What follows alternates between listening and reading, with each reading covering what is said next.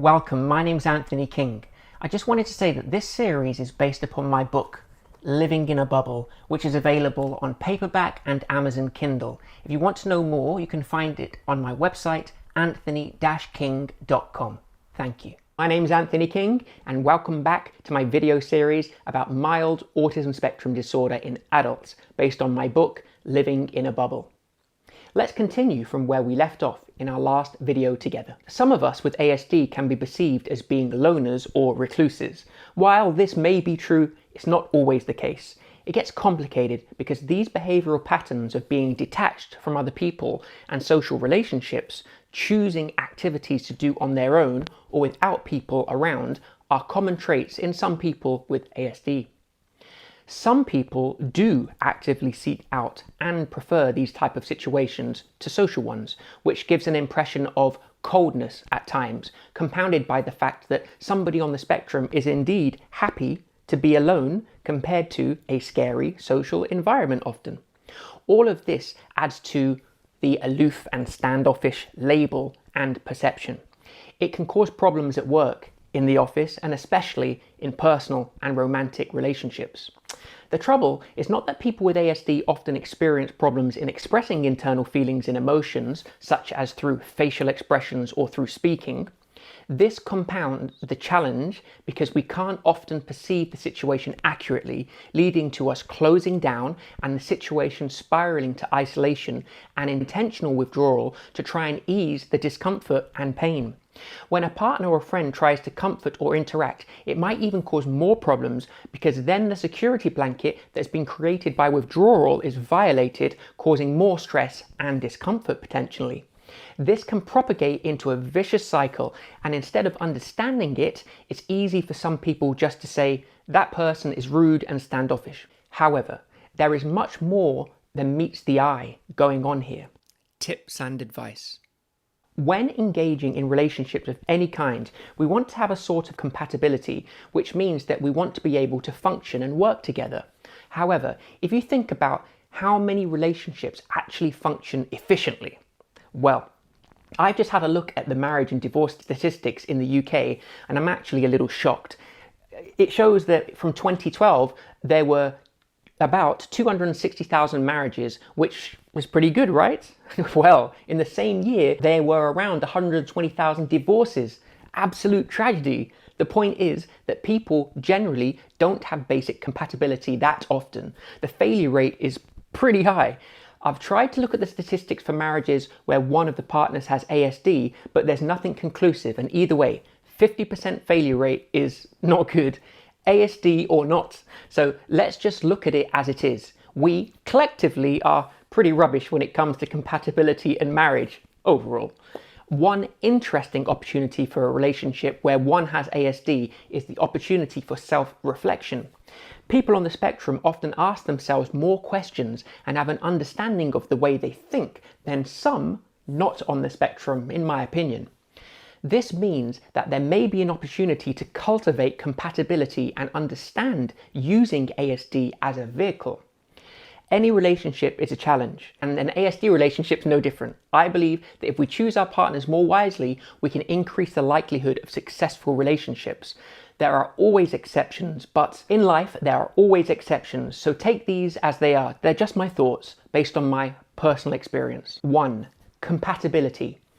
If you're on the spectrum and would ideally like to be with a partner, if you choose to be in a relationship, of course, you'd probably want someone who's A, intelligent enough to understand what ASD is, B, empathy, to stand back and appreciate how it is for you, C, kindness, guiding and loving to help with the challenges of day-to-day living, D, stable, secure and strong enough to be your rock, E, mature and grounded in reality. You don't need someone with their own complex dramas.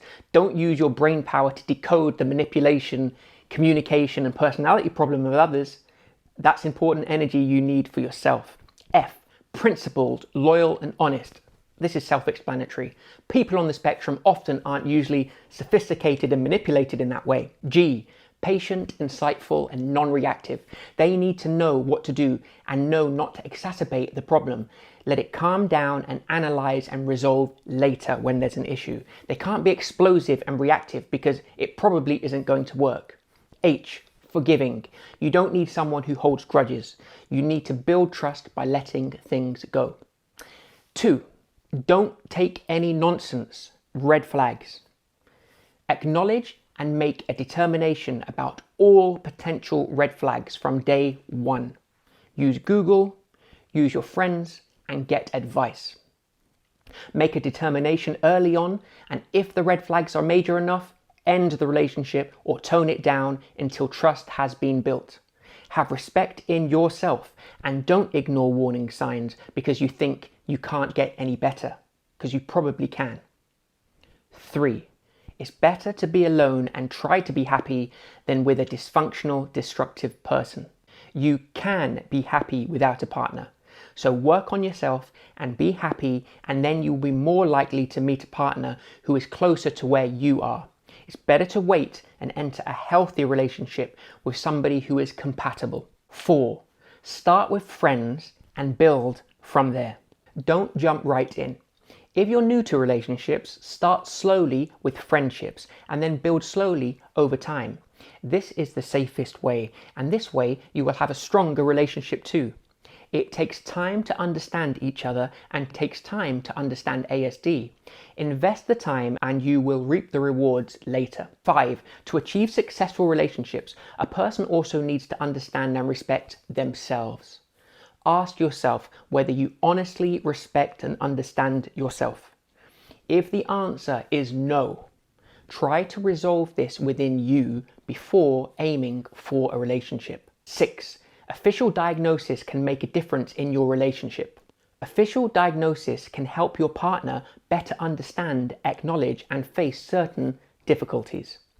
There might be an element of denial, so if it comes from an expert, then that will help them to rationalize it, especially if they feel that they have experienced hurtful or indifferent behavior towards them. 7, communication and acceptance. Once you have an official diagnosis, you need to communicate with your partner and make a plan of action. Both parties should have a good understanding of ASD and how relationships are affected by it. It's important that both parties make a serious commitment to making the relationship work. 8, take the initiative and self-advocate. It's important that you know your boundaries concerning what is acceptable and unacceptable, and communicating them in a polite and respectful way to your friends and peers. Remember that, generally speaking, people will respect you if you speak clearly and honestly. If you find it hard to do this face to face, you can even email or write a polite note. However, verbal communication often works better. Psychotherapy. Psychotherapy is a form of treatment which can focus on increasing general coping mechanism, improving social interaction, well-being, communication, and self-esteem. They can help look at your life and help understand better your compulsions and personality. This can be very helpful. The more information you have about anything, including yourself, the better you can address challenges and issues and possibly identify a solution. Another good thing about psychotherapy is that you can speak with an expert who can give you a summary of his thoughts in writing. 11, trusted friends are your guardians. Don't ever forget that your trusted friends are also your guardians and helpers. They are on your side. They are a valuable resource and help. Don't let these wonderful people and their insights go to waste, and vice versa. You can help them too, maybe in other ways. 12, make it a habit to listen more. Try and be the light and a good friend to somebody else. Make it a habit to learn, to listen, and to be real. Be valuable to your friends and people that you know. This way, they will appreciate you and help you, and you will feel rewarded and valued. 13, being in a relationship. Being in a relationship with ASD is hard at times because all relationships are hard. Bear this in mind and give your partner a break sometimes. Educate yourself on being empathetic. Remember that if you are on the spectrum, you might very well have challenges with perception. which means that you might be able to learn from some of your partner's criticisms because they might be right. 14. Partners with unresolved childhood trauma or abuse unwilling to address them. The late veteran family therapist Peter K. Gerlach, MSW, said something that I totally relate to. He suggests that individuals with unresolved childhood trauma or abuse have a very tough time building a healthy relationship with other people with unresolved childhood trauma and abuse. He suggests that if both partners are willing to address issues, then a successful relationship is possible. However, if only one is willing to address themselves and not the other, then there is a very large chance of almost certain breakdown and destructive behavior in the relationship. Consequently, I suggest that you pick a partner who is healthy for you, who you can work together with in the spirit of truth and honesty. If your partner doesn't accept their faults and challenges and express some desire to change and resolve them, then you should consider whether that person is ultimately right for you. Thank you for joining me today. We'll continue with more in our next video. See you then.